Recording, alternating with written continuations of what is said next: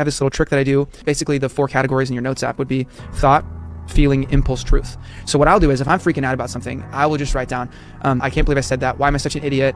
They're going to hate me, blah, blah, blah, blah, blah. And then I go to feelings and I write down shame, fear, sadness, regret, whatever, impulse, smoke a cigarette, go on TikTok, have a Coke, whatever. And then you write down the truth. And so what that does is you are able to acknowledge the thought and then see it on paper for what it is, acknowledge your feelings. So then you process the feelings, right? You're naming them and they're being released.